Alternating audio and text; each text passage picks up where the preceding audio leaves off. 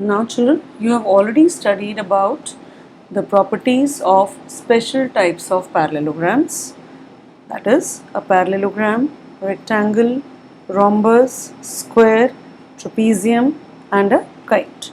We have already studied about their properties. Now let us see what is the relationship between these types of quadrilaterals. Suppose I ask you a question, can a rectangle be called a parallelogram, or is every rectangle a parallelogram? So, what do we have to think about? We have to think that a rectangle can be called a parallelogram if it has all the properties of a parallelogram. So, let us check out the properties of a parallelogram one by one and see whether those properties are present in a rectangle or not. Now, what is the first property of a parallelogram? That opposite sides are parallel.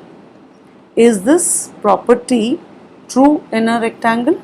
Yes, in a rectangle opposite sides are parallel. So, this property of a parallelogram is satisfied by a rectangle. Second property of a parallelogram is that opposite sides are equal. Is this property true in a rectangle? Yes. So, the second property of parallelogram is also present in a rectangle. The third property of a parallelogram is that opposite angles are equal. Are opposite angles equal in a rectangle?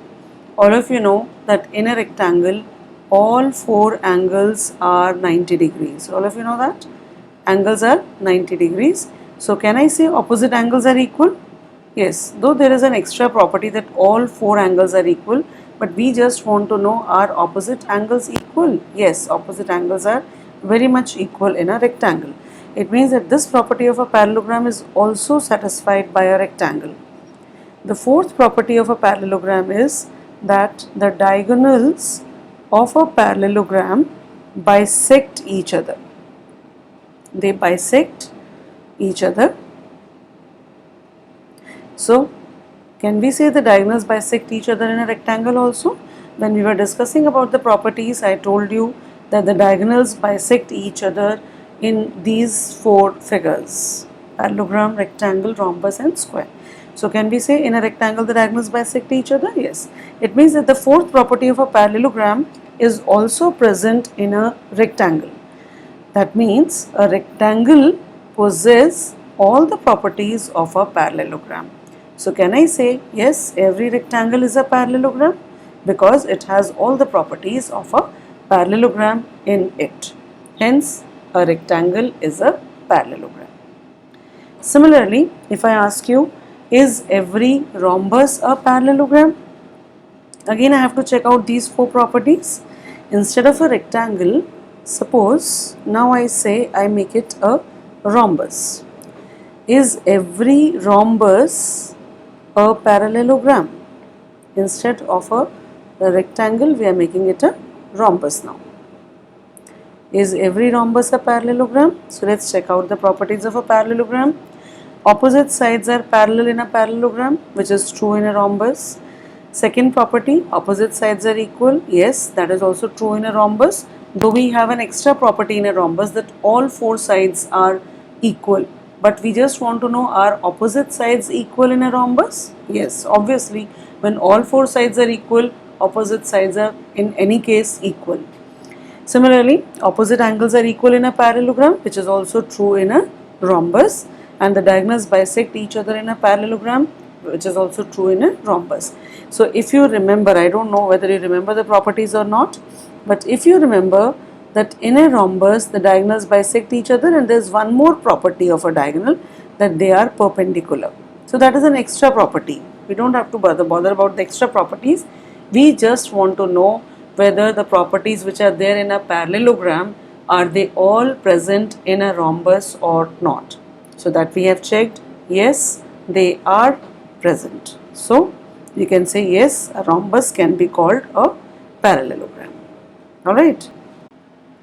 Now children, coming over to the next type of question, that is every square a rectangle?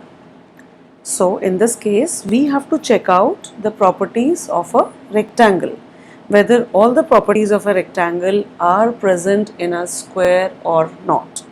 If all the properties of a rectangle are present in a square, we can say yes, every square is a rectangle.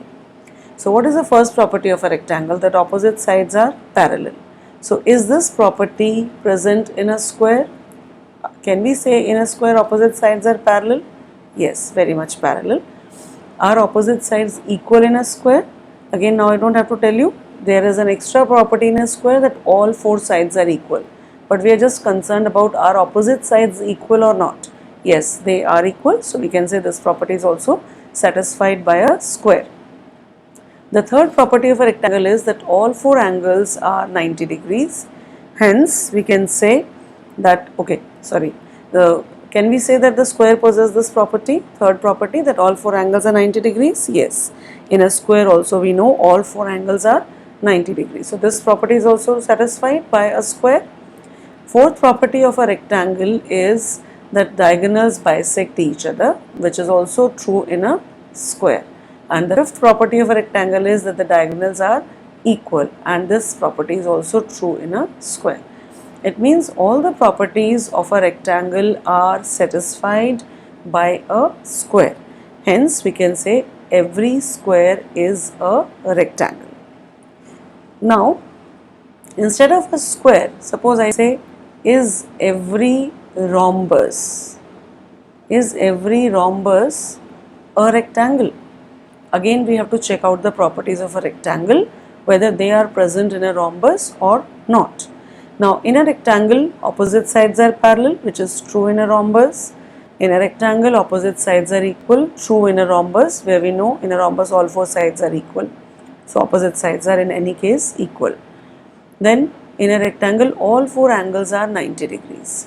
Is this property of a rectangle satisfied by a rhombus? No. In a rhombus, all four angles are not 90 degrees, but only opposite angles are equal. So, in a rectangle, all four angles are equal, whereas in a rhombus, all four angles are not equal. So, when you reach a stage where you see that one of the properties is not satisfied, then you don't have to check out the rest of them. You can simply say, as this property of a rectangle is not satisfied by a rhombus, hence a rhombus cannot be called a rectangle. Right? Similarly, now I take up another question.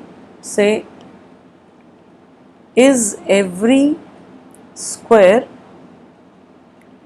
a rhombus? Is every square a rhombus? Can a square be called a rhombus? We can call a square a rhombus only if all the properties of a rhombus are present in a square. So, what is the first property of a rhombus? Opposite sides are parallel. That is true in a square. Second property of a rhombus is opposite sides. So, I'm so sorry. In a rhombus, what do we say? All four sides are equal. Is this property true in a square? Yes. Third property of a rhombus is opposite angles are equal. Is this property true in a square? Yes. In a square, all four angles are equal, so it has some extra property. But we just want to know whether opposite angles are equal or not. Yes, that is very much equal. So, first three properties are there. Fourth property of a rhombus is that the diagonals bisect each other. Is that true in a square? Yes, the diagonals bisect each other in a square. Fifth property of the diagonals of a rhombus is that the diagonals are perpendicular to each other. Is this property also true in a square? Yes, it is very much true in a square. It means all the properties of a rhombus are satisfied by a square. So, can we say that every square is a rhombus? Yes, every square is a rhombus. Now, if I slightly change the question, and in place of a square, if I write, is every rectangle a rhombus? Is every rectangle a rhombus? Let's check out. And we have already written down the properties of a rhombus, so one by one we'll check out whether they are present in a rectangle or not. Now in a rhombus, opposite sides are equal. Yes, it is true in a rectangle. In a rhombus, all four sides are equal, which is not true in a rectangle. So we need not check out the rest of the properties whether they are there or not. Once you reach one property which is not being satisfied, you can stop checking there. You can say in a rhombus, as all the four sides are equal and this property is not present in a rectangle. Hence, a rectangle cannot be called a rhombus. Alright? Okay, now the next question is every parallelogram a trapezium? So, you know what is a trapezium? It has only one pair of opposite sides parallel, that's it. There is only one property in a trapezium. So, is this property true in a parallelogram? In a parallelogram, we say both the pairs of opposite sides are parallel. So, we are just concerned with one pair. Is one pair parallel? Yes. We are not bothered about the second pair whether it is parallel or not. For a parallelogram to be called a trapezium, we just need to see this. Is one pair of opposite sides parallel? Yes. Hence, a parallelogram can be called a trapezium. So, the answer to this question is yes. But on the other hand, if I say, is every parallelogram a kite? Now, properties of a kite, you know, they are, the first property of a kite is that there are two pairs of adjacent sides which are equal. Two pairs of adjacent sides are equal. That means, now here I can say this side is equal to this side is equal to this side. So, two pairs of adjacent sides are equal. If I draw the pic of a parallelogram, what do we find? Yes, the sides, opposite sides are equal here. But can I say the adjacent sides are also equal? No, that is not true in a parallelogram. So even the first property of a kite itself is not present in a parallelogram. Hence, a parallelogram cannot be called a kite. Okay.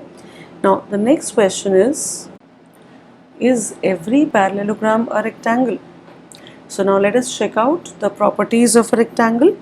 The first property of a rectangle is that opposite sides are parallel, which is very much true in a parallelogram. What are we doing in this question? We are checking out all the properties of a rectangle, whether they are present in a parallelogram or not. So the first property of a rectangle is opposite sides are parallel, which is also true in a parallelogram. Second property is opposite sides of a rectangle are equal, which is also true in a parallelogram. The third property of a rectangle is that all four angles are equal to 90 degrees. Whereas in a parallelogram, we know all four angles are not equal to 90 degrees. So, here at this property we will stop. Even though the other property is satisfied, the diagonals bisect each other in a rectangle, which is also true in a parallelogram. Fifth property is again not true. So, we are not bothered about any other property. Once we reach a stage when you can point out even a single property which is not present in that figure, we can immediately stop there and say this particular figure cannot be called as this particular figure. So here, because parallelogram doesn't have all angles 90 degrees, we need not check the remaining two properties, even though one of them is correct, but we don't have to check it out. So we can say a parallelogram cannot be called a rectangle. If I say the next question is okay, let me change it here only. Is every parallelogram a rhombus? Is every parallelogram a rhombus? Then we'll have to check out the properties of a rhombus. What are the properties of a rhombus? First property is opposite sides are parallel, which is very much true in a parallelogram. Second is all four sides are equal. Is this property true in a parallelogram? No. So again we can stop here and we can say that every parallelogram cannot be called a rhombus. So that is also wrong. Similarly, if I ask, is every parallelogram a square? So, are all the properties of a square present in a parallelogram? Orally, in fact, without thinking about the properties, you can say, because as I've told you, when we were talking about the properties of these special types of quadrilaterals, I told you parallelogram has minimum number of properties, whereas the square has a maximum number of properties. So let's even then check out. In a square, opposite sides are parallel. So this property is true in a parallelogram. Second property is all four sides are equal, which is not true in a parallelogram. Hence we can say a parallelogram cannot be called a square even.